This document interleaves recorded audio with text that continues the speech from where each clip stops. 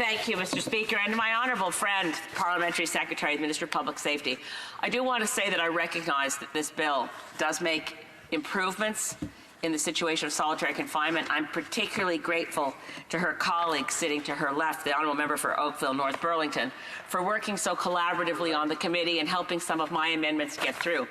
But I'm very troubled by the rejection of some of the Senate amendments. I'm sure the Parliamentary Secretary is aware of the letter that was shared with many members. That was a letter from Senator Pate to Ministers Goodale, to the Minister of Public Safety and the Minister of Justice, speaking to something that I think is quite compelling, which is unusual when legislation is going through this place, that we already have a foreshadowing from the Ontario Court of Appeal that this legislation will not be found to be constitutional.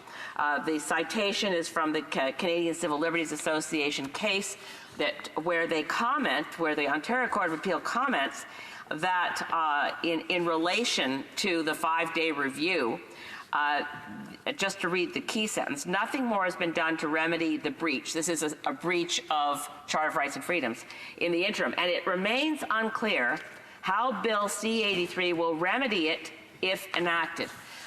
The Senate amendments and the ones that the Honourable Parliamentary Secretary referenced must go through, I believe. We can get this bill faster by accepting these amendments from the Senate, and the administrative objections that I heard from the Parliamentary Secretary don't measure up to the imperative of making sure the bill is constitutional. The Honourable Parliamentary Secretary to the Minister of Public Safety. I'd like to thank the Honourable Member for her caring about this, her compassion, and also my Honourable Member to my right. This matters, Mr. Speaker. This is not an easy thing to do. These are significant changes that we are going to make to the administrative segregation regime here in Canada. We need to do that. The court has told us we need to do it. There has been a letter explaining why this new way of doing administrative segregation is going to meet the court requirements.